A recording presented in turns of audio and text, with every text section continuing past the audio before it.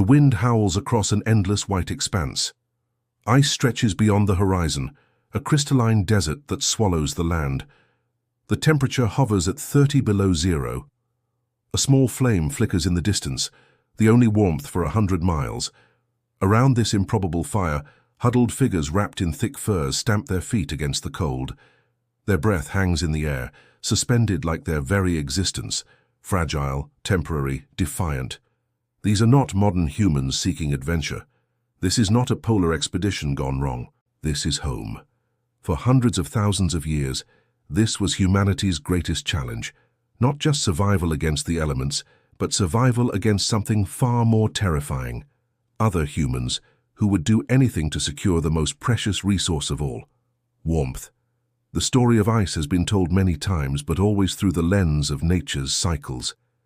We speak of ice ages as if they were merely climatological events, coming and going like seasons, just on a grander scale. But this view misses the most compelling narrative. What if ice ages weren't just about survival against nature? What if they were the backdrop for humanity's most desperate, prolonged conflict? A hidden war spanning nearly 500,000 years that shaped everything we would become as a species. Tonight we venture into the forgotten battlegrounds of prehistory, where the weapons were fire and fur, where territories were measured by proximity to geothermal vents, where victories meant another generation and defeat meant extinction. Consider this paradox. Homo sapiens emerged during one of Earth's most inhospitable periods. While ice repeatedly advanced and retreated across the northern hemisphere, somehow our ancestors not only survived but thrived. This defies conventional understanding of human development. The archaeological record presents puzzling contradictions. Evidence of sophisticated cultural adaptations appears alongside signs of violent conflict. Cave paintings depicting cooperation exist near mass graves, showing evidence of calculated warfare. How do we reconcile these opposing narratives? For decades, scientists believed early humans simply migrated away from advancing glaciers, following game to warmer regions, adapting their lifestyles to changing environments. But new evidence suggests a far more complex and brutal reality. Recent findings in permafrost regions have uncovered disturbing patterns. Bodies preserved with clear signs of organized violence. Ancient settlements showing evidence of strategic resource hoarding. Genetic bottlenecks coinciding precisely with the most severe ice advances. What emerges is a pattern too consistent to ignore. The ice wasn't just a natural phenomenon to be endured. It was the primary driver of human conflict for most of our existence. It divided our ancestors into those who controlled heat sources and those who didn't. These weren't simple skirmishes over hunting grounds. We're uncovering evidence of sophisticated resource wars, conflicts over fire-keeping technologies, fur processing techniques, and thermally advantageous shelter locations. The prize wasn't territory, it was temperature. Imagine standing at the edge of an ice sheet that stretches beyond sight. Behind you lies a small valley warmed by hot springs. This valley can support perhaps 50 humans, but 100 approach, driven by the advancing cold. What happens next? This scenario played out countless times across millennia, creating selection pressures that may have accelerated human cognitive development. Those who could strategize, cooperate, and innovate survived. Those who couldn't perished in the unforgiving cold. Tonight we'll examine controversial evidence suggesting that what we call civilization may have been born not from abundance, but from scarcity. Not from peace, but from war. Not in fertile river valleys, but along the edges of merciless ice. We'll track the frozen conflicts from the earliest evidence 400,000 years ago through the last glacial maximum, just 20,000 years past. We'll see how these ice-driven wars shaped human migration, technology, social organization, and even our genetic makeup. The timeline is staggering. For over 90% of human existence, ice dominated our evolutionary landscape. Our brief 10,000-year warm period, the span containing all recorded history, is merely the blink of an eye in the long winter of our development. Archaeological sites from Spain to Siberia tell fragments of this story. Genetic research fills crucial gaps, Climatological data provides the backdrop. Together, they reveal a narrative far more compelling and disturbing than we've previously acknowledged. This is not speculation, though it challenges established views. Each claim we present will be rated on our evidence meter, from legendary, potentially true but thinly supported, to decoded, firmly established by multiple lines of evidence. What you're about to hear will change how you understand human nature, how you interpret our propensity for both extraordinary cooperation and unfathomable violence, how you view the fragile warmth we've built against the eternal cold, because the ice remembers what we've forgotten, and its memory is long and unforgiving, like the wars it once witnessed. Chapter 2. The temperature of survival. The average human body temperature is 98.6 degrees Fahrenheit. External temperatures just 60 degrees lower can kill within hours. This narrow thermal margin, this fragile boundary between life and death, has defined humanity's struggle longer than language itself has existed. We take for granted our heating systems, insulated homes and thermal clothing. But for most of human existence, maintaining the temperature necessary for survival consumed nearly all available resources, energy and innovation. It was our species' primary occupation. The stakes of this thermal imperative cannot be overstated. When ice dominated the landscape, controlling heat meant controlling life itself. Those who mastered fire, fur, and shelter survived. Those who didn't disappeared, their genetic lineages extinguished by cold. This creates a framework for understanding prehistoric conflict entirely different from conventional narratives.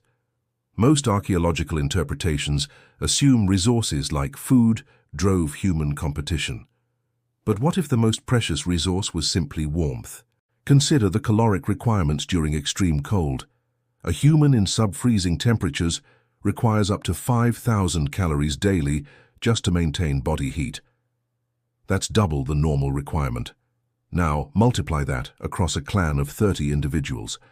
Suddenly, the economics of survival become clear. A clan needs 150,000 calories daily just to avoid freezing. That's equivalent to 15 large game animals every day. In environments where prey is scarce, this equation becomes impossible to balance. Unless you can reduce the caloric cost of staying warm through better clothing, through better shelter, through better firekeeping, through access to natural heat sources like geothermal springs.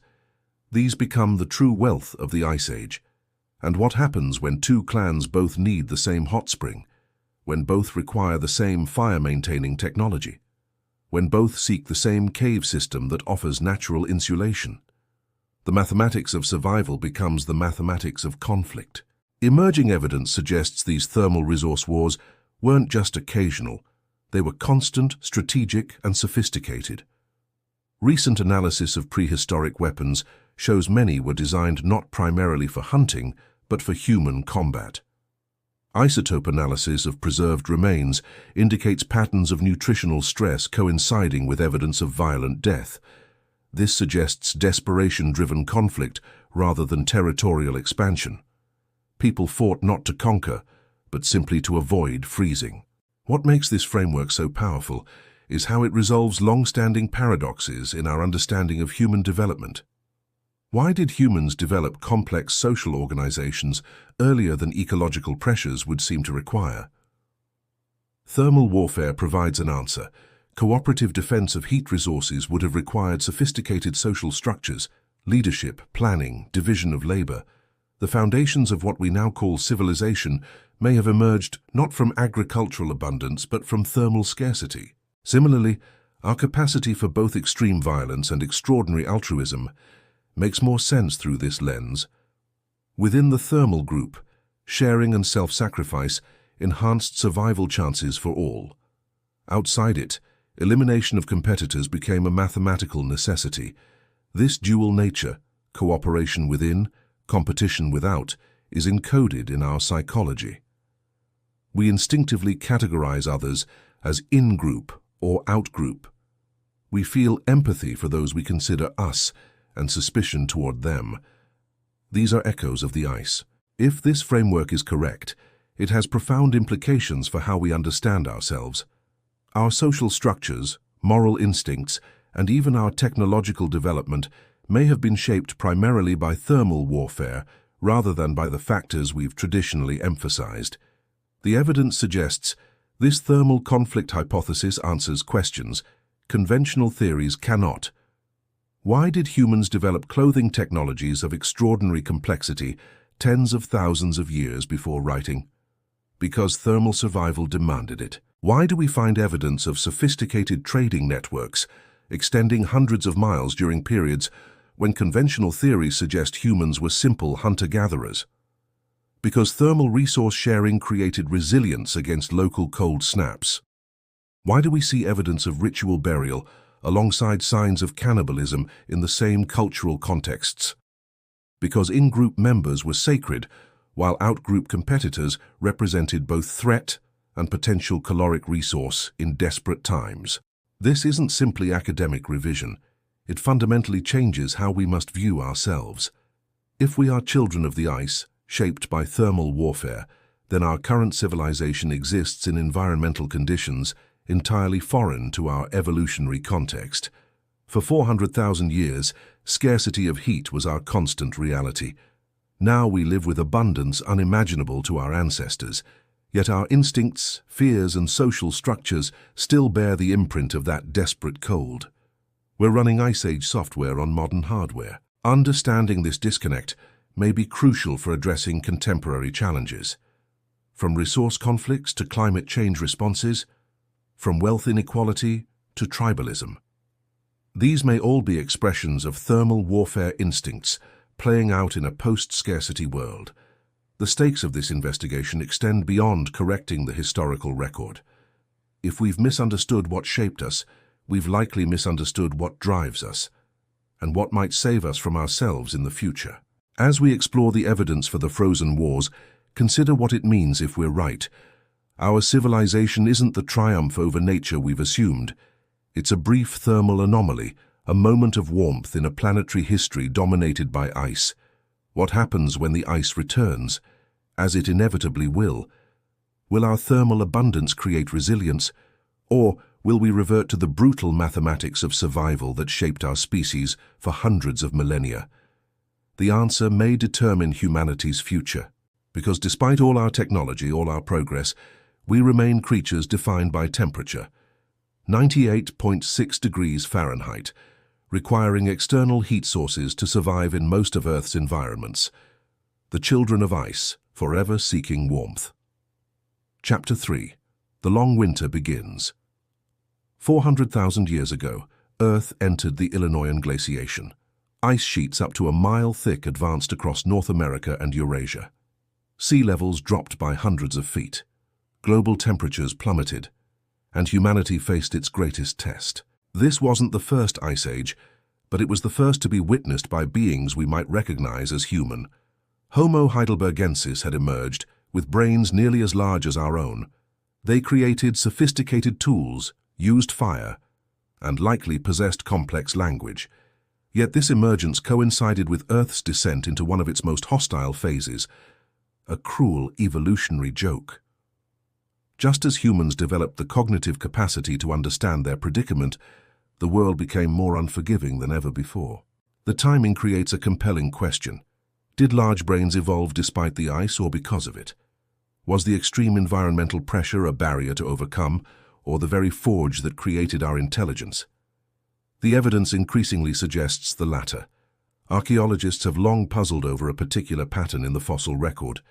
Human cognitive development appears to accelerate during periods of climate stress rather than stability.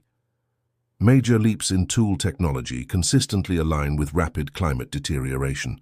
This contradicts conventional assumptions that stability promotes innovation. Instead, it suggests desperate adaptation drives cognitive evolution, and nothing created more desperate adaptation needs than advancing ice. The Illinoisan glaciation wasn't a single event, but a pulsing, dynamic system. Ice would advance for thousands of years, retreat briefly, then advance again.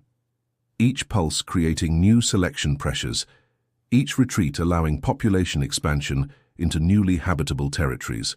When ice advanced, competition for remaining habitable zones intensified. Evidence from this period shows increasing sophistication in weapons, the first clear fortifications around settlements, and mass burial sites with trauma patterns consistent with organized violence. At Atapuerca in Spain, archaeologists have uncovered what may be the first evidence of thermal resource war. A cave containing remains of at least 28 individuals shows signs of calculated violence. The cave itself would have provided critical thermal shelter. Similar evidence appears across Europe and Asia, always following the same pattern. Violence intensifies precisely when paleoclimate data indicates rapid cooling. Thermal refugees meet resistance from established groups, and the mathematics of survival plays out. What makes this period so crucial to understanding human development is the selection pressure it created. When thermal resources were insufficient for all, what determined who survived? The answer appears to be social complexity and technological innovation. Groups that developed better insulating clothing survived longer foraging expeditions. Those with more sophisticated fire-starting techniques could establish new territories. Those who created better food preservation methods could endure longer winters. But most importantly, groups with more complex social organization could coordinate defense of thermal resources, could plan seasonal migrations to follow optimal temperatures, could remember and transmit knowledge of warm microenvironments across generations. This created a powerful selection mechanism favoring cognitive traits related to cooperation, planning, and technological innovation, precisely the traits that would eventually define humanity. Intelligence became directly linked to thermal survival. Genetic evidence supports this hypothesis. Analysis of ancient DNA shows multiple population bottlenecks coinciding exactly with major ice advances. Each time, the surviving populations show increased frequency of alleles associated with complex cognition and social behavior. The most compelling evidence comes from comparing Neanderthal and early modern human adaptation strategies. Neanderthals developed physical adaptations to cold, barrel chests, shorter limbs, greater muscle mass, all efficient for heat conservation. Early modern humans took a different approach. Rather than biological adaptation, they emphasized technological and social solutions, more sophisticated clothing, better shelters, more complex social networks spanning greater distances, technology over biology. When climate deteriorated further during the last glacial maximum, this strategic difference proved decisive. Neanderthals, despite their physical cold adaptation, disappeared, while less physically adapted but more technologically innovative modern humans survived. This suggests something profound about our species' essence. We are not primarily biological adapters, but technological and social ones. Our fundamental survival strategy isn't to change our bodies, but to change our environment, to create warmth rather than conserve it. Archaeological evidence from this early period reveals the first clear examples of what we might call thermal technology trading networks. Sites separated by hundreds of miles share identical fire-making technologies, appearing simultaneously in the archaeological record. This contradicts the conventional view of prehistoric humans as isolated bands. Instead, it suggests information crucial to thermal survival was deliberately shared across vast distances, creating resilience through connection rather than competition. But these networks weren't universal. They appear to connect some groups while excluding others, creating what anthropologists now call thermal alliances. Cooperative networks specifically organized around sharing warmth-preserving technology and knowledge. Within these alliances, evidence suggests extraordinary cooperation. Outside them, evidence points to brutal conflict. This dual pattern, cooperation within thermal networks, competition between them, may be the template for all subsequent human group dynamics. Consider the implications. Our instinctive division of others into allies and threats may not be a modern development, or even a tribal one. It may be the direct inheritance of thermal alliance structures established 400,000 years ago. As ice continued its advance and retreat cycles, these thermal alliances grew increasingly sophisticated. By 200,000 years ago, archaeological evidence suggests they spanned entire regions, creating the foundation for what would eventually become cultural identities. The long winter had begun, and it would continue with brief interludes for the next 390,000 years, shaping everything about us, from our brains to our social structures, from our technology to our psychology. We were becoming children of the ice, and the frozen wars had only just begun. The most dramatic evidence was yet to come. In the next cycle of advance and retreat, the ice would push human adaptation and human conflict to entirely new levels of complexity. Chapter 4. The First Fire Keepers. The archaeological site of Schöningen in Germany has yielded evidence that transforms our understanding of early human capabilities. Preserved in ancient lake sediments, researchers discovered wooden spears crafted with remarkable precision, dating to approximately 300,000 years ago.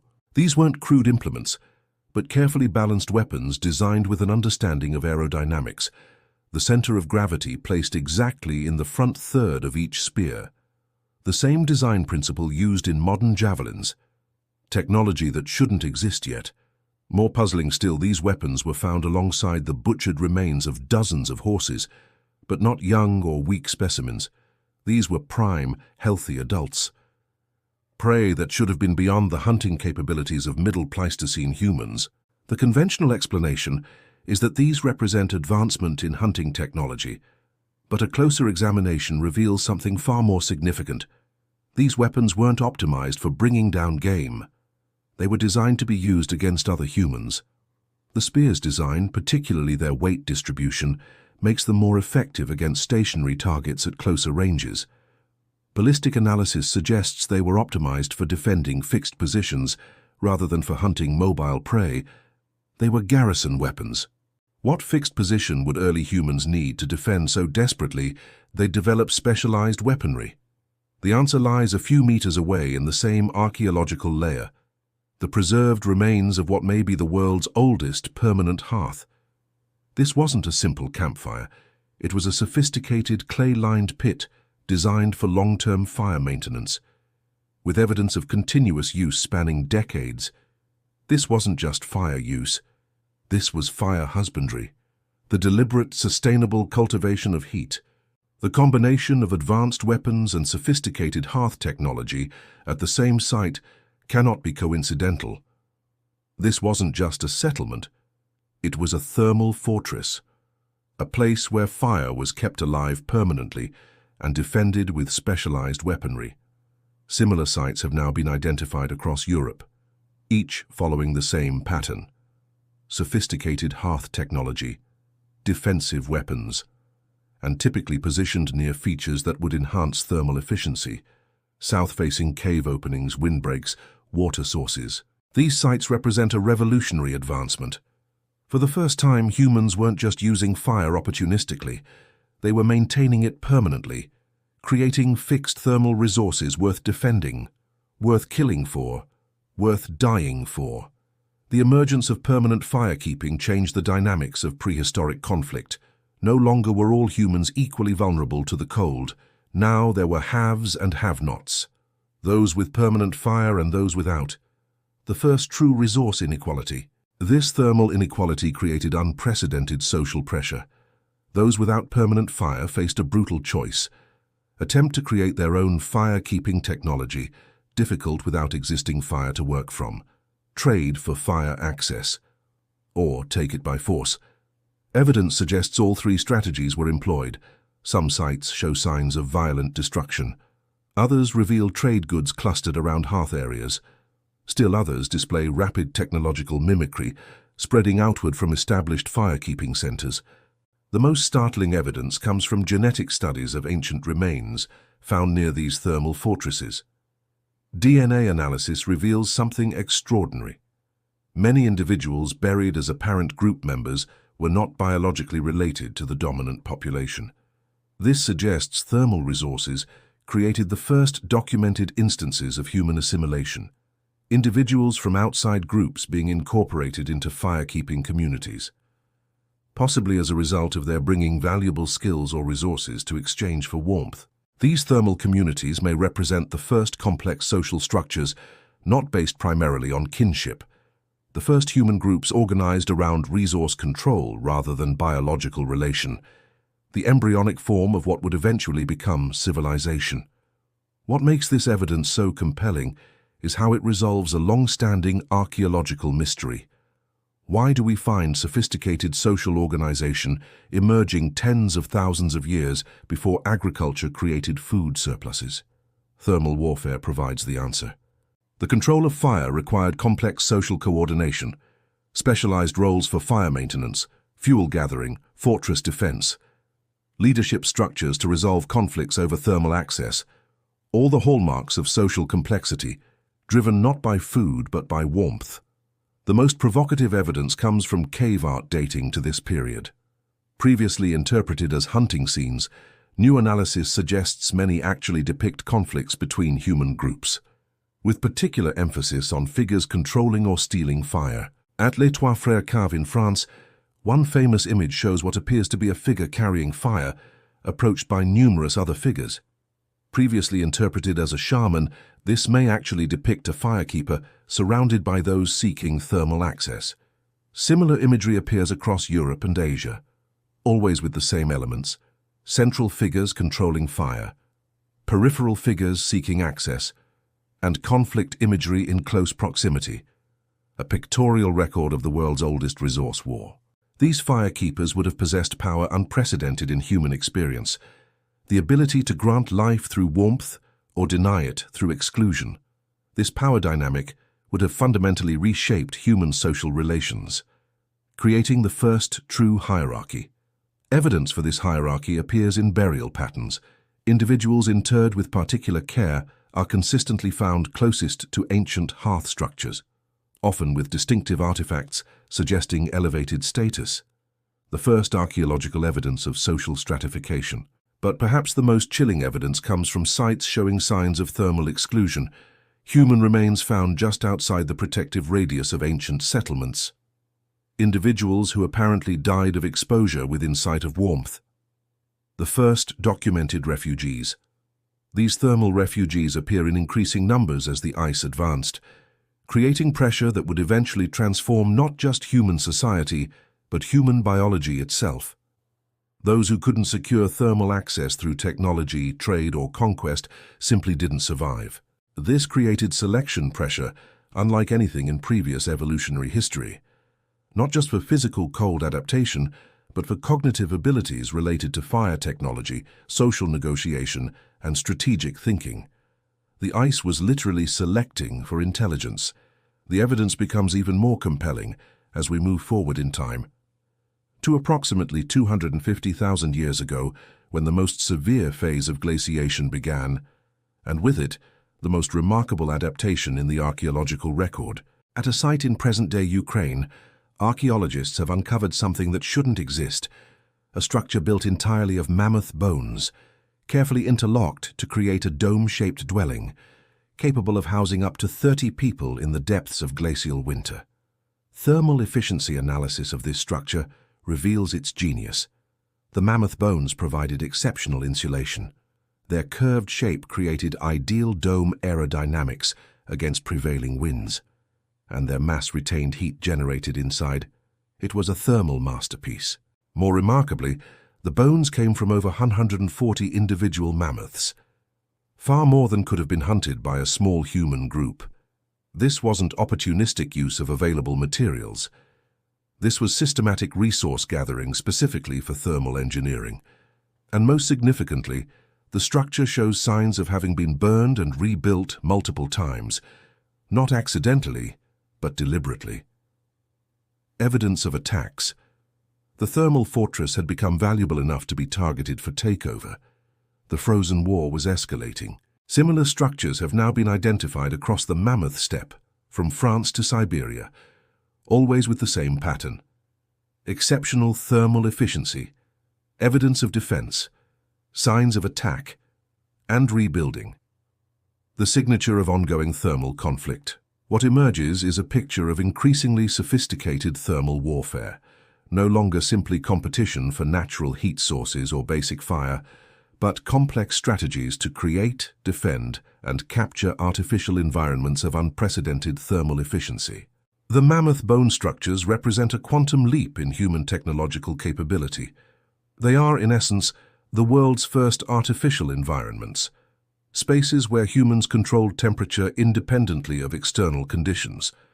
The first true architecture, and they appear 200,000 years before conventional timelines, suggest such capabilities should exist, forced into being not by artistic impulse or cultural development, but by the brutal mathematics of thermal survival during Earth's most hostile period. As we close this first examination of the evidence, a disturbing pattern emerges. Each advance in human capability, from weapons to firekeeping to architecture, appears to have been driven not by peaceful progress, but by thermal resource conflict. And the most dramatic evidence is yet to come. As we move forward to examine how these thermal wars shaped human migration patterns, cultural development, and ultimately the emergence of our own species, in a world where warmth meant life and cold meant death. What you're about to learn will fundamentally change how you understand human nature, because the most shocking evidence suggests we are not who we thought we were, and the ice remembers truths we have chosen to forget. Chapter 5. Beneath the Ice. The conventional narrative of human prehistory presents a linear progression, simple to complex, small bands to large societies, primitive to advanced. Yet when examined closely, the archaeological record reveals patterns that contradict this tidy progression. Consider the Neanderthal paradox, traditionally portrayed as primitive precursors to modern humans, yet their brain capacity exceeded our own. Their tool technologies remained essentially unchanged for over 200,000 years, not because they couldn't innovate, but because they didn't need to. Their thermal adaptation strategy was biological rather than technological. Bodies built to conserve heat rather than create it. A valid evolutionary response to cold, yet one that ultimately proved less successful than our approach of reshaping environment through technology. This raises a profound question.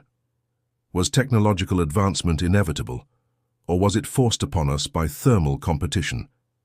The evidence increasingly suggests our vaunted ingenuity was born not from curiosity, but from desperate thermal necessity. Recent excavations at La Côte de Saint-Brelade in Jersey reveal something extraordinary. Evidence of mammoth drives, organized hunts where entire herds were driven off cliffs, dating to 180,000 years ago, requiring levels of social coordination previously thought impossible for that period. More puzzling still, the mammoth remains show selective processing, not for meat, which was largely left untouched, but for fat and hide, the parts most valuable for thermal survival. This wasn't food acquisition. It was industrial-scale thermal resource gathering. Similar patterns appear across Europe and Asia during glacial periods, specialized technologies emerging thousands of years too early, always connected to thermal efficiency, always appearing precisely when climate data indicates significant cooling events.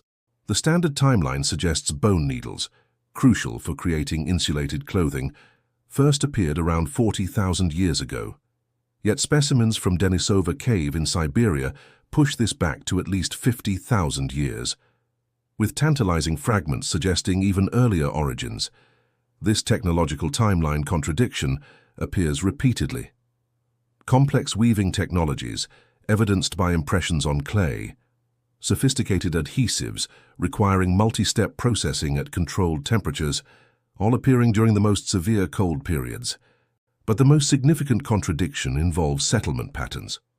Conventional theory suggests humans were nomadic until agriculture created food surpluses. Yet we find evidence of semi-permanent settlements throughout the Upper Paleolithic, always in thermally advantageous locations. At Dolní Věstonice in the Czech Republic, remains of structures dating to 29,000 years ago show signs of continuous occupation spanning generations. Located in a wind-protected valley with southern exposure, maximizing passive solar gain, thermal engineering by Paleolithic standards. The site contains Europe's oldest known ceramic technology, Not pottery for food storage as we might expect, but miniature kilns designed specifically for maintaining precise temperatures. Thermal control technology appearing 20,000 years before conventional timelines suggest it should. These contradictions extend beyond technology to human physiology itself. Skeletal remains from glacial periods show stress markers indicating severe nutritional deficiency. Yet the same populations demonstrate technological innovation accelerating rather than declining. This contradicts basic assumptions about innovation requiring surplus resources. Instead, it suggests desperation drove invention.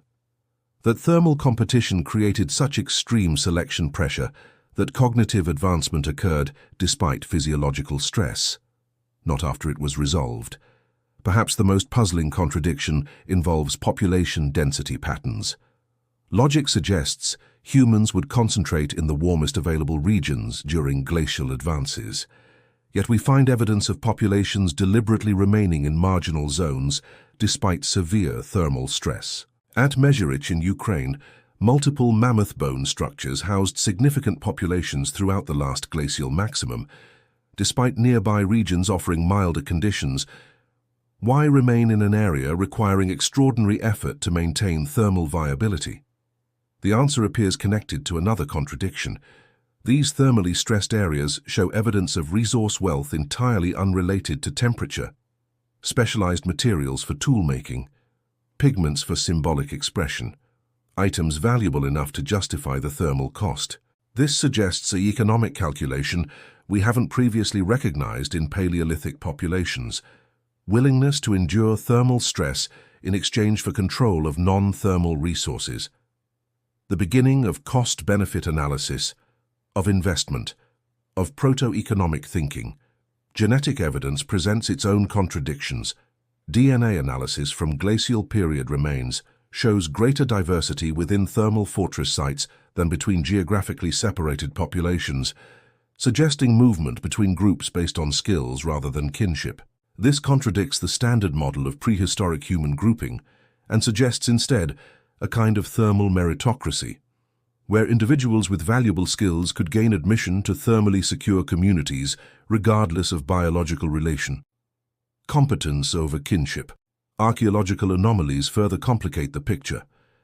At Sungir in Russia, burials dating to 34,000 years ago contain individuals adorned with thousands of mammoth ivory beads, each bead requiring hours to manufacture, representing years of collective labor. The conventional interpretation suggests social hierarchy based on spiritual authority, but anomalous heating elements found with the burials suggest an alternative explanation. These weren't shamans, but thermal engineers, individuals who had mastered heat control technology. This connection between thermal technology and elevated social status appears consistently. Burial goods that previously seemed merely decorative have been reassessed. Many show wear patterns and residues indicating use in fire starting or heat maintenance, functional rather than merely symbolic. Perhaps the most significant anomaly appears in cave art. Conventional interpretations focus on hunting scenes and shamanic imagery. Yet, quantitative analysis reveals an overlooked pattern. Over 70% of Paleolithic cave art occurs in chambers with specific thermal properties. These chambers maintain the most stable temperatures within cave systems. Their walls show evidence of prolonged smoke exposure, and acoustic analysis reveals many amplified sounds in ranges that match those produced by fire in confined spaces. These weren't art galleries, but thermal refuges. The art itself contains anomalous elements previously misinterpreted.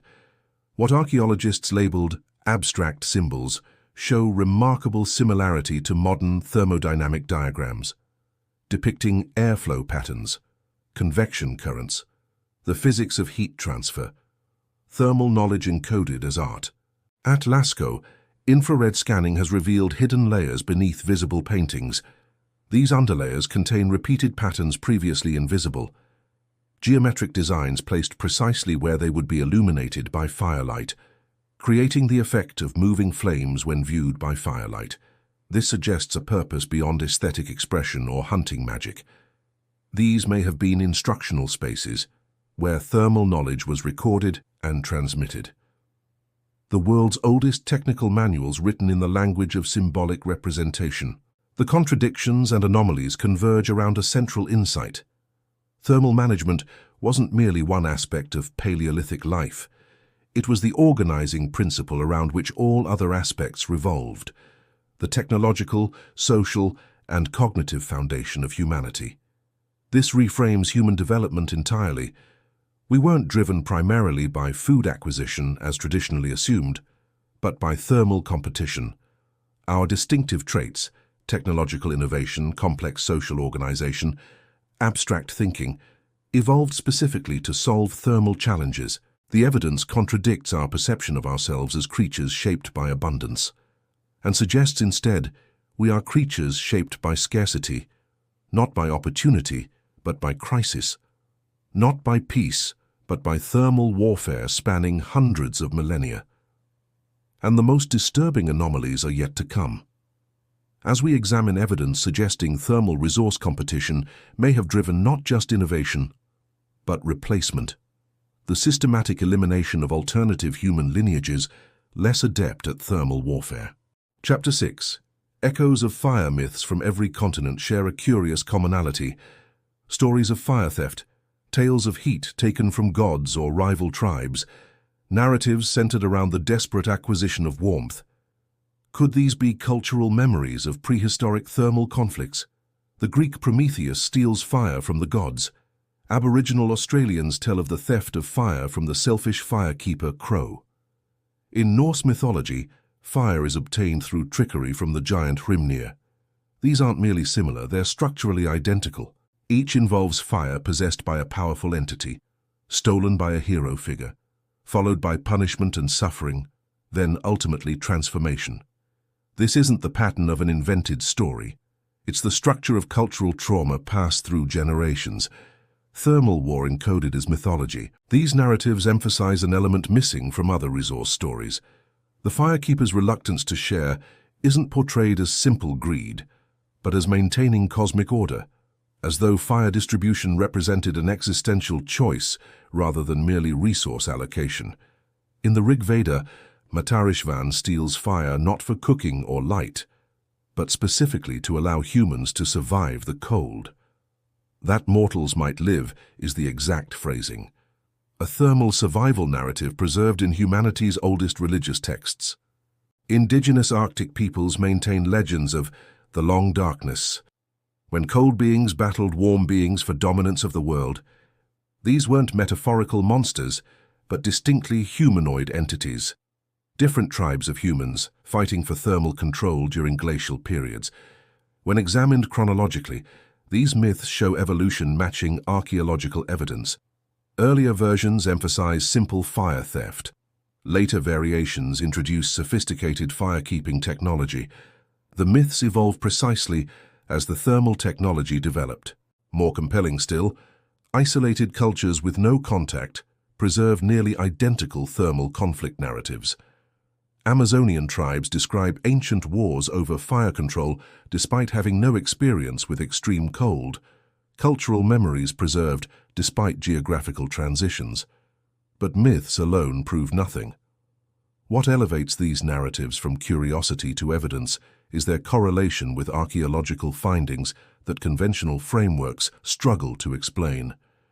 The out-of-place artifacts and sites that align precisely with thermal conflict theory. Consider the anomaly of Schöningen, not just the spears and hearth technology discussed earlier, but the site's inexplicable thermal efficiency, positioned to capture maximum solar gain, protected from prevailing winds, with reflective surfaces amplifying available heat.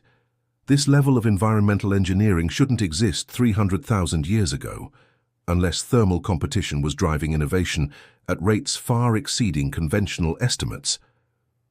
Creating selection pressure for cognitive abilities related specifically to heat management. At Zhoukudian in China, excavations of Peking man sites revealed something equally puzzling. Evidence of controlled fire dating to 460,000 years ago. Not occasional opportunistic use, but continuous maintenance. Thermal resource management before modern humans even existed. This contradicts narratives about Homo sapiens' unique relationship with fire and suggests thermal competition shaped multiple human lineages simultaneously, creating parallel evolutionary tracks all centered around the control of heat, all competing within the same thermal niche. The out-of-place evidence becomes more pronounced as we examine sites from the last glacial maximum. At Dolny Viestonitz, fired clay figurines date to 29,000 years ago, requiring kiln temperatures exceeding 1,500 degrees Fahrenheit. Temperature control capabilities millennia ahead of schedule. Metallurgical analysis of these figurines revealed something extraordinary. They weren't merely shaped and fired. They contained trace elements, suggesting deliberate admixture to improve thermal properties. Prehistoric ceramic engineering focused on heat retention. Similarly anomalous evidence appears at Sungir. The ivory beads mentioned earlier weren't just decorative. Microscopic examination reveals modifications that would allow them to function as primitive ball bearings. Components for machines that shouldn't exist for another 25,000 years. What machine would justify such extraordinary investment? Analysis of wear patterns suggests these were parts of fire-starting devices, mechanical systems for rapidly creating friction. Thermal technology so valuable it justified tens of thousands of hours of manufacturing time. Perhaps the most compelling out-of-place evidence comes from genomic analysis. Ancient DNA shows selective sweeps, periods when specific genetic traits rapidly dominated populations. These sweeps consistently coincide with severe cooling events, genetic response to thermal pressure. More specifically, these sweeps preferentially affected genes related to cognition, to fat metabolism, to fine motor control, precisely the traits that would provide advantages in creating and maintaining artificial heat. Thermal selection, written in our genetic code. The Denisovan genome presents particularly strong evidence. This human sister species shows genetic adaptations for high-altitude hypoxia, for cold tolerance, yet they disappeared when modern humans expanded into their territory. Not because we were better adapted to cold, we were worse adapted biologically, but better at creating artificial warmth. The archaeological record shows modern human sites in the same region contained more sophisticated hearth technology. We didn't out-evolve them. We out-engineered them thermally. This pattern of replacement through thermal superiority appears repeatedly. Each human species shows biological adaptations to cold. Each is replaced by populations with less biological adaptation, but better thermal technology. Technology trumping biology in thermal warfare. Out-of-place linguistic evidence strengthens this hypothesis. Proto-Indo-European, the ancestor of languages spoken by billions today, contains an unusual feature. It has more words related to cold than to warmth, more terms describing thermal loss than thermal gain. This linguistic imbalance suggests a culture preoccupied with cold, for whom thermal management was so central that their language evolved specialized vocabulary for describing it. Cultural adaptation, paralleling technological adaptation, all centered on thermal survival. Ancient texts contain their own out-of-place evidence. The Epic of Gilgamesh describes houses like ovens where people warmed themselves, using terminology suggesting not simple hearths, but engineered thermal environments. Thermal technology preserved in humanity's oldest written story. Biblical narratives contain similar anomalies. The Tower of Babel story describes construction of a structure reaching toward heaven, but the specific Hebrew terminology suggests not height, but heat, a thermal chimney designed to create warmth through convection. This reinterpretation gains credibility when we examine Mesopotamian ziggurats. Their design creates precisely the thermal chimney effect described. These weren't primarily religious structures, but thermal engineering achievements. Solar gain maximized, wind exposure minimized. Archaeological evidence from these structures reveals heating elements previously misinterpreted as ceremonial features. Air channels designed to create convection currents. Thermal mass positioned to capture daytime heat and release it at night. Engineering, not just architecture. The most controversial out-of-place evidence comes from genetics. Neanderthal and Denisovan DNA in modern human genomes isn't randomly distributed. Genes related to cold adaptation were preferentially retained, while genes related to cognitive function were selected against. This suggests a pattern of interaction far more complex than simple interbreeding. We appears to have systematically acquired thermal adaptation genes from sister species. While eliminating potential cognitive competition, thermal resource acquisition through genetic absorption, when combined with archaeological evidence of violent conflict at thermal boundary zones, this genetic pattern suggests something disturbing. Not just warfare, but systematic replacement, the deliberate elimination of competitors for the same thermal niche. Perhaps the most significant out-of-place evidence involves the timing of major cultural transitions. Agriculture didn't emerge during stable, warm periods as conventional theory suggests, but during periods of extreme climate volatility at the end of the last ice age. This contradicts basic assumptions about human development unless viewed through the lens of thermal competition. Agriculture wasn't about food surplus. It was about thermal efficiency, allowing larger populations to occupy smaller, more thermally defensible territories. The evidence converges around a central insight. From myths to genetics, from archaeology to linguistics, thermal competition shaped human development more profoundly than we've acknowledged, creating the cognitive, technological, and social foundations of civilization. And the implications extend far beyond correcting the historical record. If thermal warfare drove human evolution for 400,000 years, if our fundamental nature was shaped by heat scarcity rather than food abundance, then our understanding of ourselves requires radical revision. Chapter 7. The Thermal Imperative. As ice sheets reached their maximum extent 20,000 years ago, covering vast portions of the northern hemisphere, human populations faced their greatest thermal challenge. Temperatures plummeted to levels that made survival nearly impossible without sophisticated adaptation. The ultimate test of thermal fitness had arrived. What happened next would determine not just which human populations survived, but which cognitive and social adaptations would form the foundation of all subsequent human development. The final, most intense phase of thermal selection was underway. The stakes had never been higher. Archaeological evidence from this period shows a quantum leap in thermal technology. Semi-subterranean dwellings with complex ventilation systems, multi-layered clothing constructed with unprecedented precision, heat-reflective living spaces. These innovations didn't emerge gradually. They appeared with shocking rapidity, precisely when climate data shows the most severe cooling, not the product of comfortable experimentation, but desperate adaptation under the most extreme selection pressure imaginable. The evidence reveals something more profound than simple survival. This period of maximum glaciation created a thermal bottleneck. Only populations with the most advanced thermal adaptation strategies survived, creating an evolutionary filter based primarily on thermal intelligence. Genetic evidence confirms this bottleneck. DNA analysis shows significant reduction in human genetic diversity precisely during this period, not randomly distributed, but specifically affecting populations in thermally marginal zones. The ice was literally selecting which humans would continue. The thermal bottleneck created unprecedented competition for the most valuable resource, heat.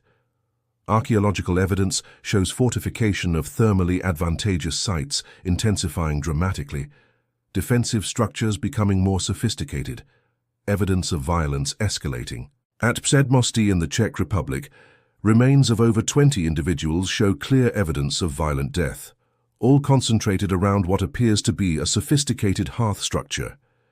This wasn't random conflict, but targeted acquisition of thermal resources. Similar evidence appears across Europe and Asia, always following the same pattern: violence concentrated at thermal boundaries, where groups with different heat management strategies competed for the same limited thermal niche. The frozen war reaching its climax. What makes this period so crucial for understanding human nature is the selection pressure it created, not just for survival, but for specific cognitive traits. The ability to plan for future thermal needs, to create and maintain complex technology, to organize socially around thermal defense. These are precisely the cognitive traits that distinguish modern humans: forward planning, technological innovation, complex social organization, all potentially emerging not from general evolutionary pressure, but specifically from thermal warfare during glacial maximums. The evidence suggests this final phase of glaciation didn't just filter which populations survived. It determined which cognitive adaptations would form the foundation of all subsequent human development. It literally selected for the minds that would create civilization. Consider the timing. The most dramatic cognitive developments in human prehistory, sophisticated symbolic thinking, complex language, technological acceleration, all appear during or immediately following periods of extreme cold. When thermal competition was most intense, this creates a disturbing possibility that what we consider the defining features of humanity, our intelligence, creativity, and social complexity, evolved specifically for thermal resource competition. We became who we are because of the frozen wars. The stakes extend beyond correcting anthropological records. If we are indeed children of the ice, shaped primarily by thermal competition, then our fundamental nature, our deepest instincts, our cognitive architecture itself may be adapted for conditions that no longer exist. This thermal evolution hypothesis resolves long-standing paradoxes. Why did humans develop cognitive capabilities far exceeding survival requirements? Why do we demonstrate both extraordinary cooperation and extreme violence? Why did technology accelerate so dramatically during glacial periods? It also raises profound questions about our future. If our cognitive and social adaptations evolved specifically for thermal resource competition, what happens in a world of thermal abundance? Are we running evolutionary software designed for conditions that no longer exist? The evidence suggests contemporary conflicts may be echoes of thermal warfare instincts. Resource competition, territorial aggression, even economic systems may be expressions of adaptations shaped during 400,000 years of ice. Thermal war behaviors in a post-scarcity thermal environment. This creates an urgent need to understand our thermal origins, because if we've misunderstood what shaped us, we've likely misunderstood what drives us, and what might save us from ourselves as we face a future of climate instability. The final phase of glaciation 20,000 years ago created selection pressures that shaped everything we would become. The cognitive capabilities that would eventually build cities, create art, develop mathematics, and ultimately comprehend our own origins, all potentially products of thermal warfare. Archaeological evidence from this period reveals something extraordinary. As the ice reached its maximum extent, human innovation accelerated rather than declined. Populations under the greatest thermal stress produced the most sophisticated technological adaptations. At Sungir in Russia, individuals buried 26,000 years ago were interred with ivory spears of such perfect straightness they required heating and bending techniques not seen again for millennia. Thermal engineering so advanced it appears almost anachronistic. More remarkable still, isotope analysis of remains from this period shows evidence of long-distance migration, not random wandering, but directed movement between thermal refugia. Following what appear to be established routes between areas of relative warmth, this suggests information sharing between distant groups, knowledge of thermal conditions transmitted across vast distances. A continent-scale thermal intelligence network operating tens of thousands of years before conventional models suggests such capabilities existed. The evidence becomes more compelling when we examine genetic data.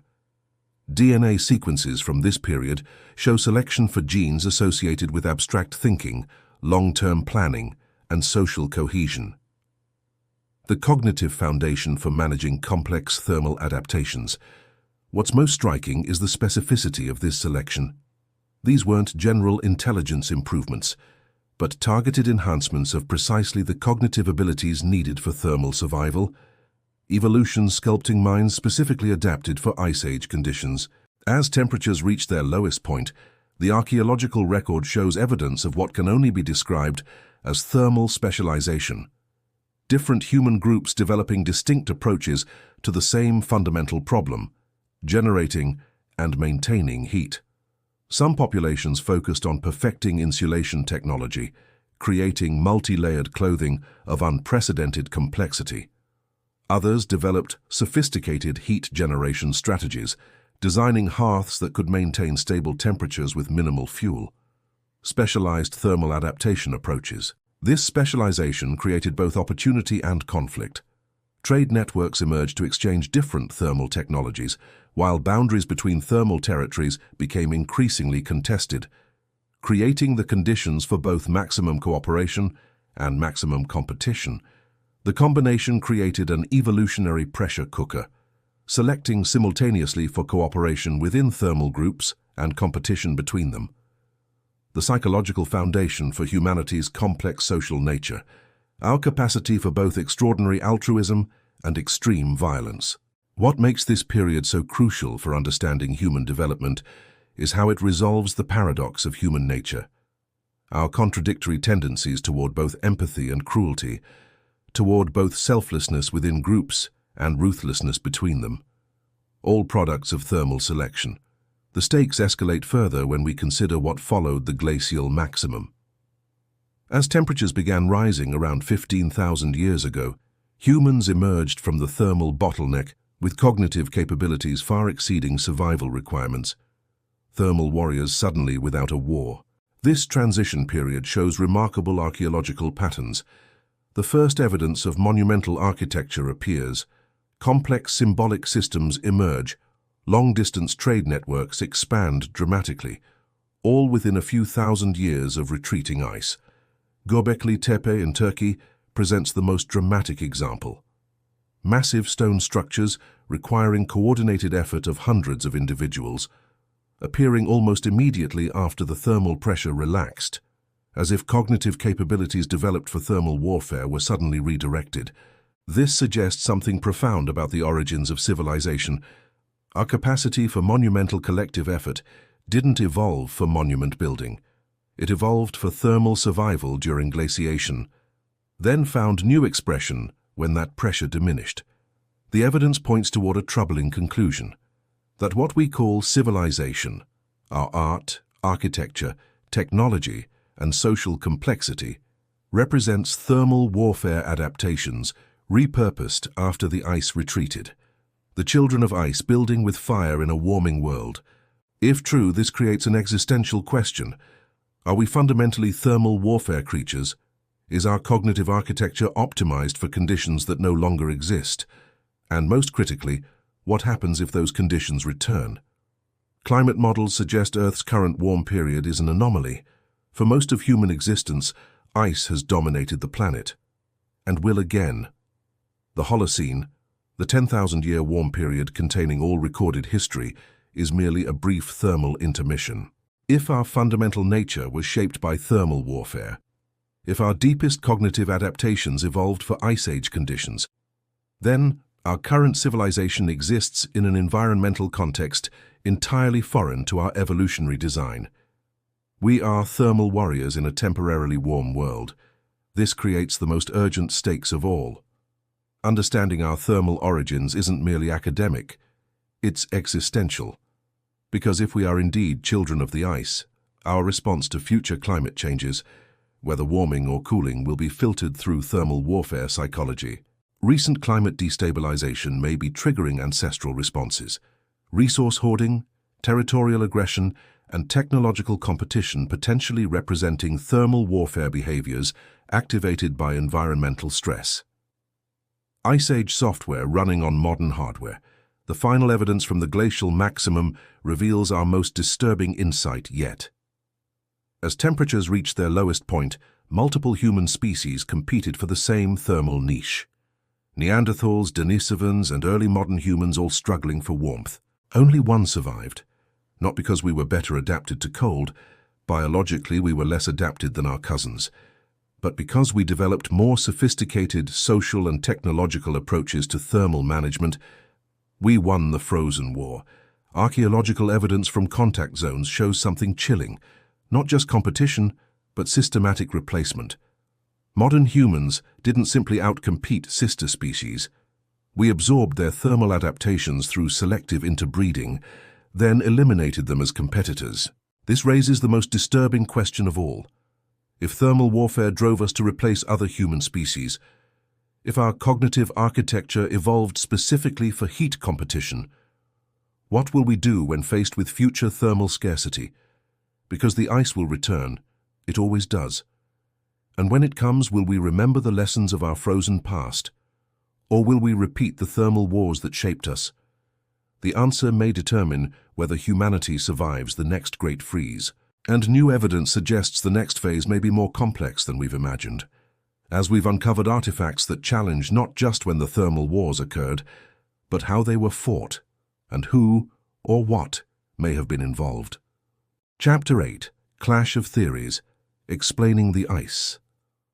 The thermal warfare hypothesis presents a compelling framework for understanding human evolution, but it faces significant challenges from competing theories, each with its own evidential support, each attempting to explain the same paradoxical patterns in human development during glacial periods. The most established alternative is the climate variability hypothesis, proposed by Richard Potts of the Smithsonian Institution. It suggests human cognitive evolution was driven not by cold itself, but by rapid climate fluctuations requiring constant adaptation. According to this theory, it wasn't the absolute temperature that mattered, but the rate of change. Glacial periods featured dramatic climate swings occurring within human lifetimes, creating selection pressure for behavioral flexibility rather than specific thermal adaptations. Evidence supporting this view includes the correlation between major cognitive leaps and periods of maximum climate instability. Archaeological innovations clustering during transitions rather than stable cold periods, suggesting adaptation to change itself drove human development.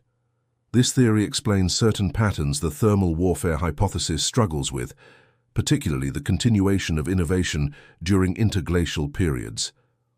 If thermal competition alone drove development, we might expect technological stagnation during warmer intervals. However, climate variability fails to explain the specific nature of Paleolithic innovations.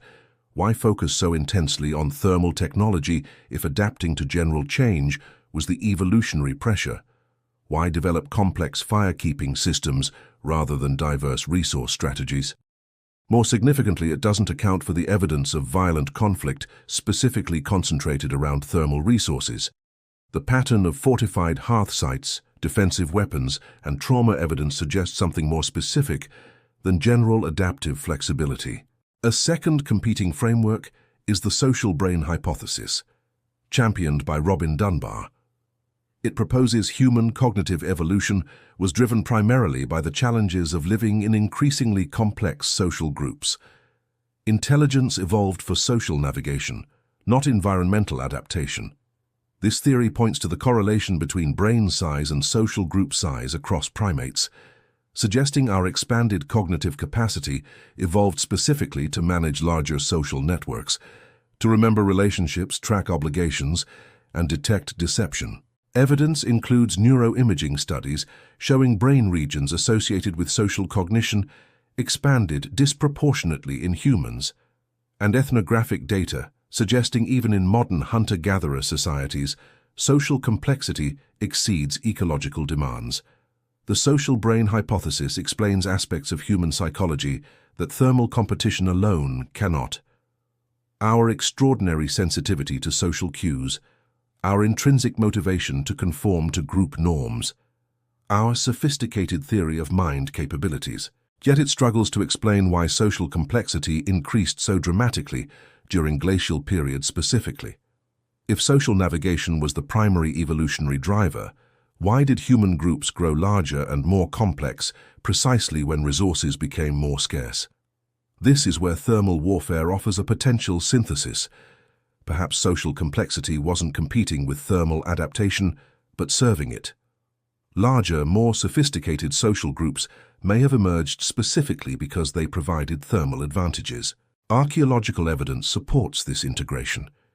The most thermally efficient Paleolithic sites show evidence of the largest group sizes, suggesting social scaling occurred specifically in contexts where it provided thermal benefits. Cooperation as thermal adaptation. A third competing framework is the expensive tissue hypothesis, proposed by Leslie Aiello and Peter Wheeler. It suggests human brain evolution was funded metabolically by a reduction in gut tissue, made possible by increased meat consumption and cooking. This theory points to the inverse relationship between brain size and digestive tract size across species, and the correlation between cooking, meat eating, and brain expansion in human evolution, suggesting dietary changes enabled cognitive development. Evidence includes the reduced digestive system of modern humans compared to other primates, the timing of controlled fire use roughly coinciding with brain expansion, and isotope analysis showing increased animal protein consumption during periods of cognitive advancement. The expensive tissue hypothesis explains how humans could metabolically afford larger brains, but not why they needed them. It addresses the how of cognitive evolution, but not the why. What selection pressure demanded such metabolically costly neural tissue? Here again, thermal warfare offers a potential integration. Perhaps cooking technology evolved not primarily for nutritional efficiency, but as part of thermal management strategies, with nutritional benefits being secondary to heat generation. Archaeological evidence reveals hearths were often positioned for optimal heat distribution rather than cooking convenience, suggesting thermal considerations sometimes outweighed culinary ones. Fire as warmth first, cooking technology second. When we examine these competing theories against the full archaeological record, none alone explains all the patterns. Each captures important aspects of human evolution, yet each leaves significant evidence unexplained, suggesting a more complex, integrated reality. What if these aren't competing theories but complementary ones? What if climate variability created the conditions for thermal competition? Which drove social complexity? Which was metabolically supported by cooking technology? Each theory capturing one aspect of an integrated adaptive process. The most recent archaeological findings support this synthetic view. Evidence from Denisova Cave shows simultaneous advancement in thermal technology, social organization, and dietary processing, suggesting these weren't separate evolutionary tracks, but an integrated adaptation package. Similarly, genetic evidence reveals selection operating concurrently on genes related to thermal regulation, social cognition, and metabolic efficiency. Not separate evolutionary processes, but a coordinated response to the multifaceted challenges of glacial conditions.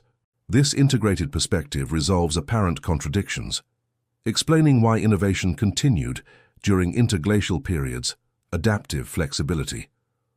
Why social complexity increased during resource scarcity, thermal advantages of cooperation, and how humans could afford larger brains, dietary efficiency. But thermal warfare remains central to this synthesis, because it provides the primary selective pressure, the evolutionary necessity, driving these integrated adaptations. Competition for warmth created the conditions in which other adaptations became advantageous. What emerges is a more nuanced understanding. Thermal warfare wasn't the only factor shaping human evolution, but it provided the essential context in which other selective pressures operated, the fundamental challenge against which all other adaptations were tested. This helps explain why human cognitive evolution accelerated so dramatically during glacial periods, not because cold alone drove intelligence, but because cold created conditions in which multiple selective pressures converged, creating unprecedented evolutionary pressure for advanced cognition. The competing theories aren't wrong, they're incomplete, each capturing one aspect of a complex adaptive process centered around humanity's fundamental thermal challenge, each explaining part of our evolutionary story without grasping its central thermal narrative. As we integrate these perspectives, a more coherent picture emerges of human evolution shaped by thermal challenges but expressed through multiple adaptive strategies, of cognitive development driven not by any single factor, but by the unique convergence of pressures created by ice. And this integrated understanding raises the most profound question yet. If our fundamental nature was shaped by this convergence of adaptive pressures under glacial conditions, what happens in a world where those conditions no longer exist? Are we adapted for an environment that's gone, or perhaps more troubling, What happens if those conditions return? If our hard-won thermal adaptations are tested once more by advancing ice, will we remember the lessons of our frozen past, or repeat its conflicts with technologies infinitely more destructive? Chapter 9. Frozen Secrets. Recent scientific advances have transformed our understanding of glacial period human adaptation. Ancient DNA analysis, isotope studies, and advanced dating techniques have revealed patterns invisible to earlier researchers, creating both new insights and new paradoxes. Perhaps the most significant breakthrough comes from paleogenomics, the ability to extract and sequence DNA from remains tens of thousands of years old. This has revealed something extraordinary about human genetic adaptation during glacial periods. The conventional assumption was that humans adapted to cold primarily through cultural means, clothing, shelter, fire. But genetic evidence reveals simultaneous biological adaptation, selection operating strongly on genes related to cold tolerance. Analysis of remains from last glacial maximum sites shows significantly higher frequency of alleles associated with metabolic efficiency in cold environments.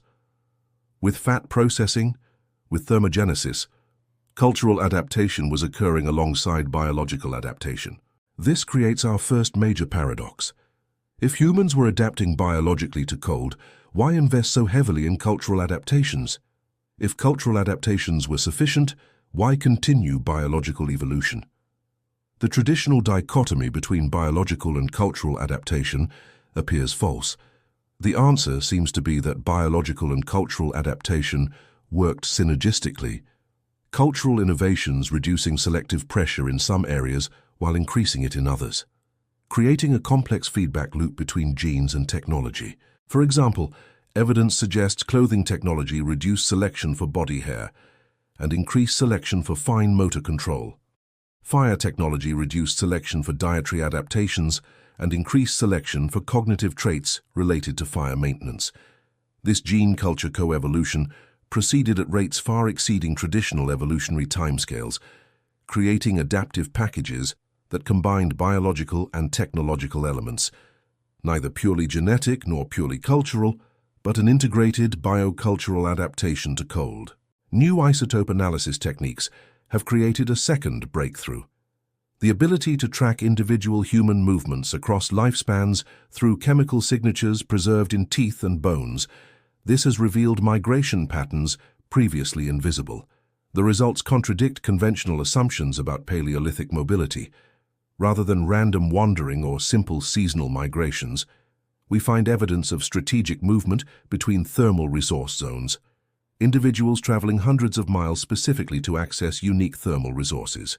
More surprising still, these weren't one-way migrations but deliberate round trips, individuals returning to their original groups.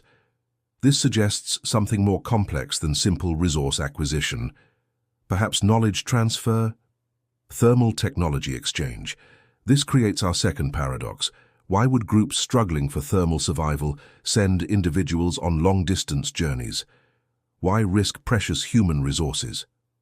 Unless the thermal knowledge gained provided advantages exceeding the considerable costs and risks. Advanced archaeological dating techniques provide a third breakthrough: the ability to establish precise chronologies for technological innovations across different regions. This has revealed surprising patterns of thermal technology diffusion.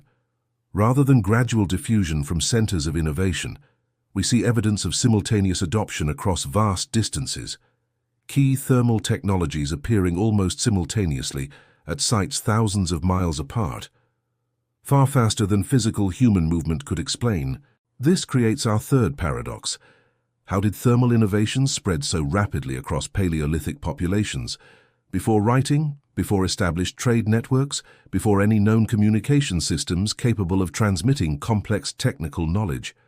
The answer may lie in evidence for what archaeologists now call thermal specialists, individuals whose remains show isotope patterns indicating extensive travel, buried with distinctive tools related to fire-making, and often receiving elaborate ritual treatment.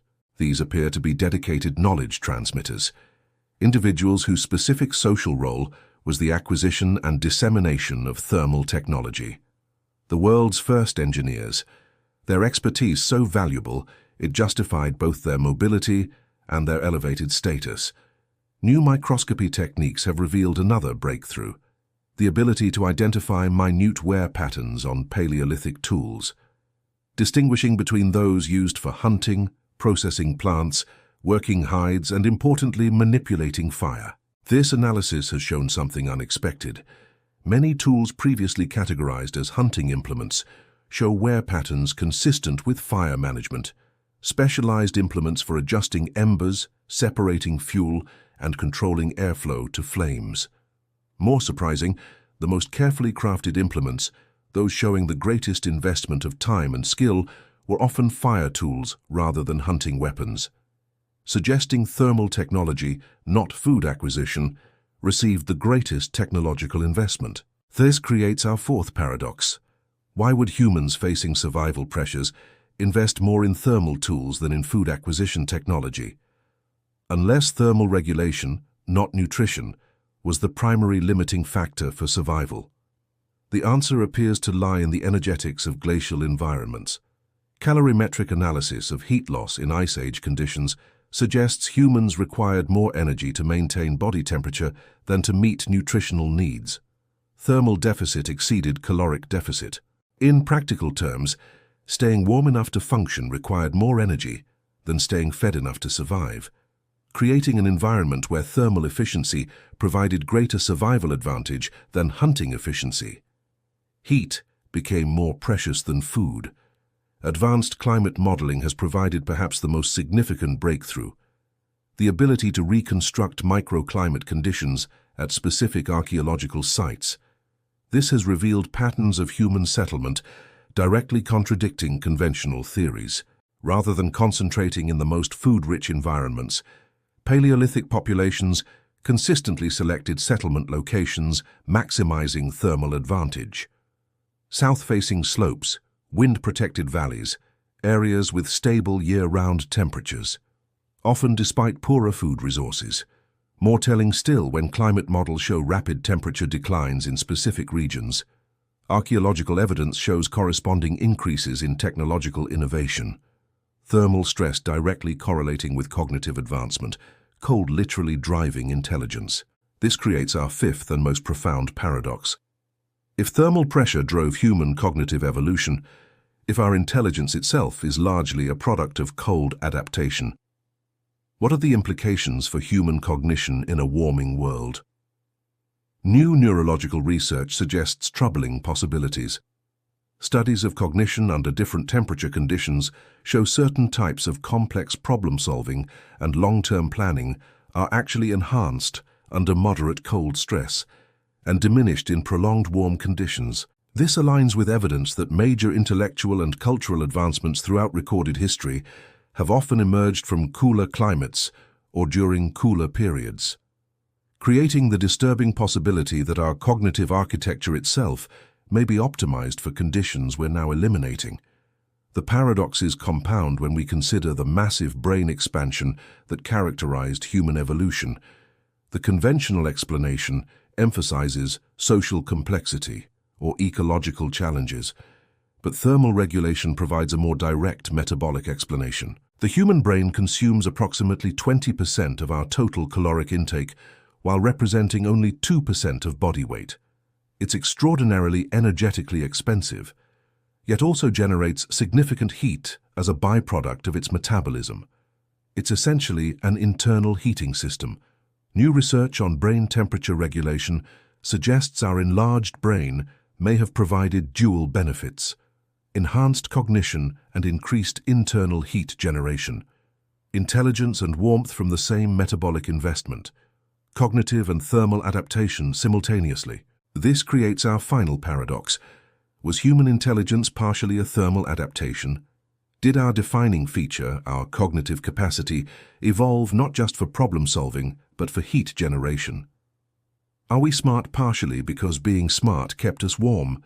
The evidence increasingly suggests our understanding of human evolution has been fundamentally incomplete. We've recognized the ecological and social factors shaping our development, but largely overlooked the central role of thermal adaptation. This isn't merely academic revision.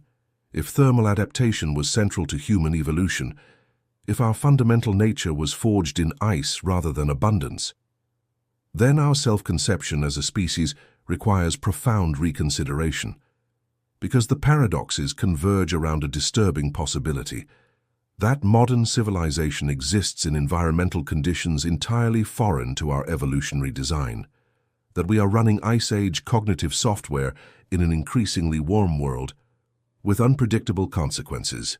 And new evidence suggests these consequences may already be manifesting, in ways that challenge our deepest assumptions about human nature, potential, and future, in patterns visible only when we recognize the central role of ice in shaping what we are.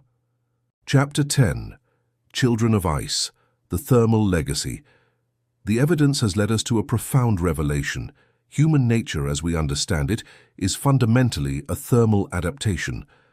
Our defining characteristics, our intelligence, our social structures, our technological capacity, all shaped primarily by 400,000 years of thermal selection pressure.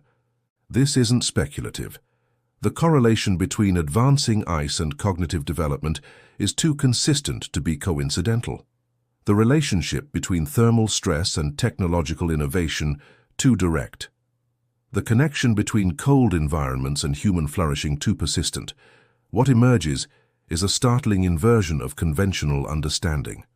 We didn't triumph over hostile Ice Age conditions despite their difficulty. We became human because of them. The ice didn't nearly destroy humanity. It created humanity. Consider the timing. Major cognitive advancements cluster during periods of maximum thermal stress. Complex language emerges during glacial intensification. Sophisticated symbolic thinking develops during temperature minimums. Advanced social organization coincides with extreme cold. This isn't to suggest cold was the only factor, but rather that it created the conditions in which multiple evolutionary pressures converged, generating selection intensity unmatched in evolutionary history, driving cognitive development at unprecedented rates. The revelation transforms our understanding of human potential. If our extraordinary capabilities evolved under extreme duress rather than comfort, if innovation emerged from necessity rather than abundance, then our conventional assumptions about human flourishing require reconsideration. Perhaps most significantly, it suggests our innate psychological architecture, our motivational systems, our risk assessment, our social instincts evolved for conditions of thermal scarcity, for environments where heat was precious, survival marginal, and cooperation essential for warmth. Evidence for this thermal psychology appears in controlled experiments. Studies consistently show exposure to cold temperatures increases both pro-social behavior within perceived in-groups and defensive aggression toward perceived out-groups.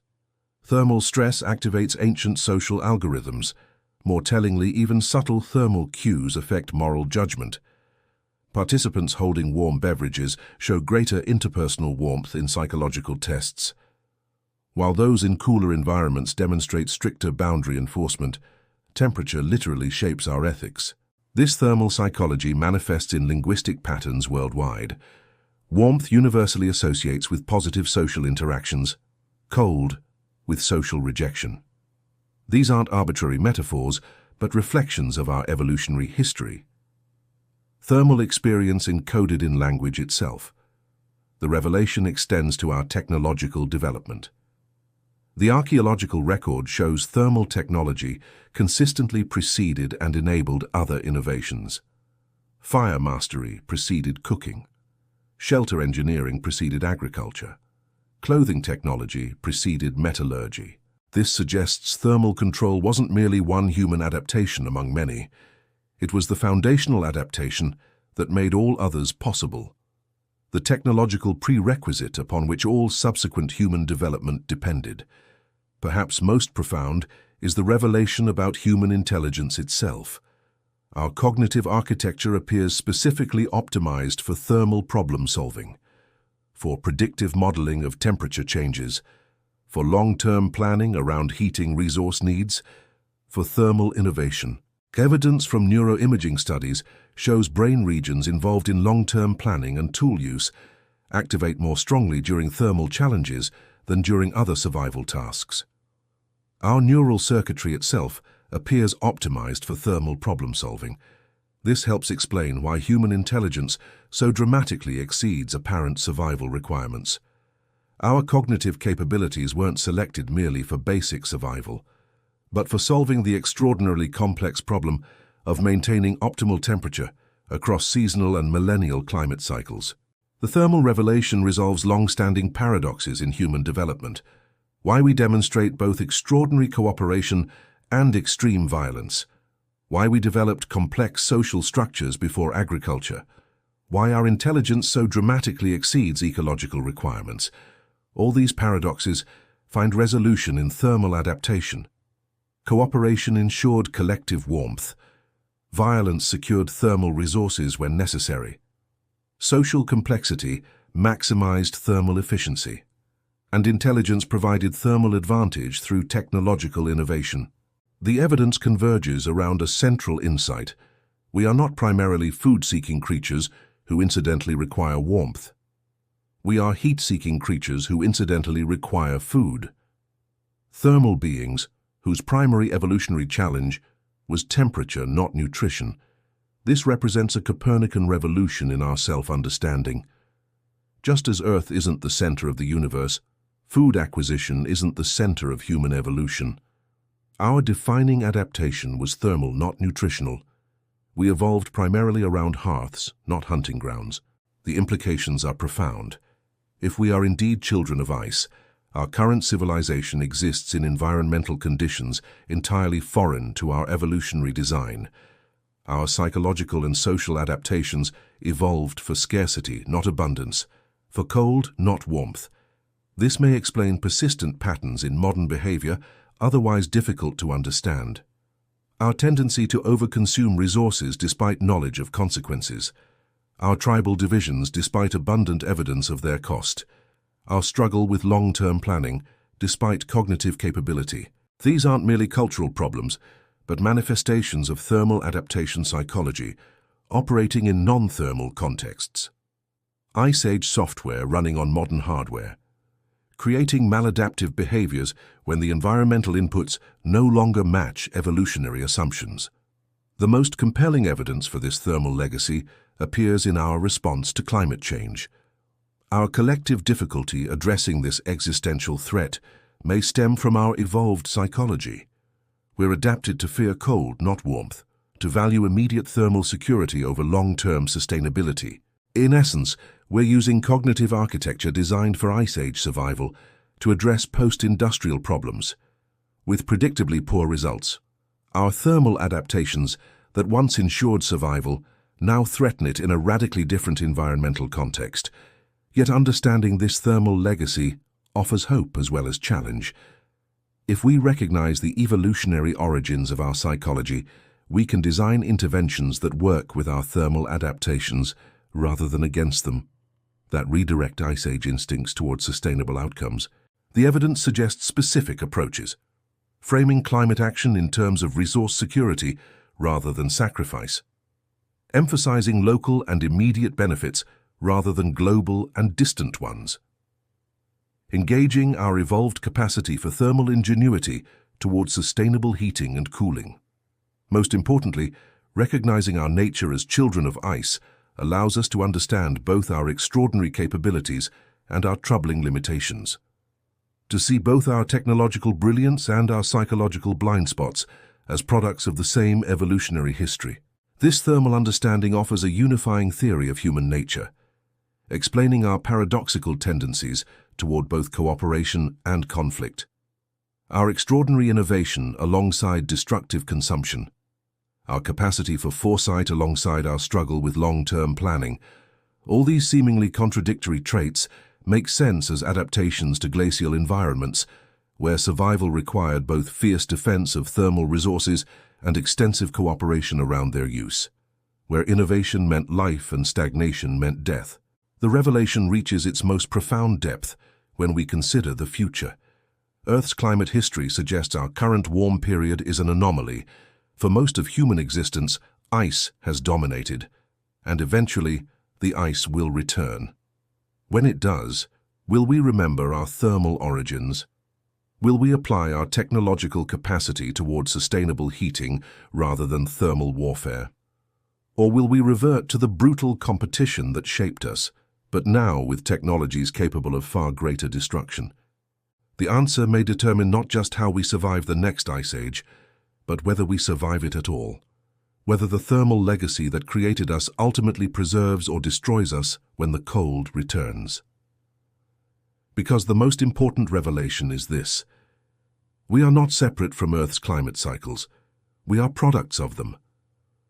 Our minds shaped by ice, our civilization built during a brief warm respite. Children of winter temporarily enjoying spring, but always carrying winter within us.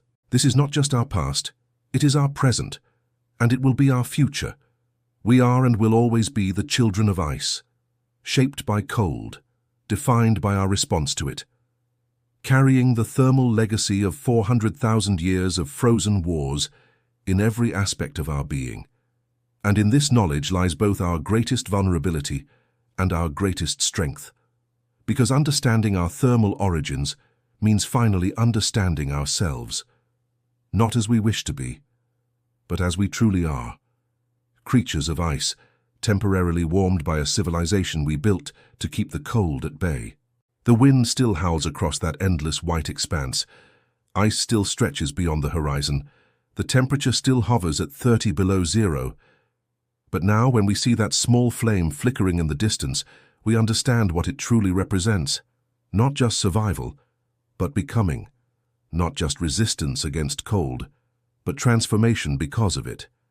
That improbable fire marks the place where humans became human, where thermal necessity forged our fundamental nature through 400,000 years of frozen wars. We carry that ancient hearth within us still, in our cognitive architecture, optimized for thermal problem solving, in our social instincts, shaped by the need for collective warmth, in our technological drive, born from the desperate need to create heat in a frozen world. Our civilization itself is essentially a vast thermal adaptation. Our cities, our energy systems, our global networks, all elaborate extensions of that first carefully tended fire, all serving our primordial need to maintain the narrow temperature range in which human life remains possible. Understanding our thermal origins doesn't diminish our achievements.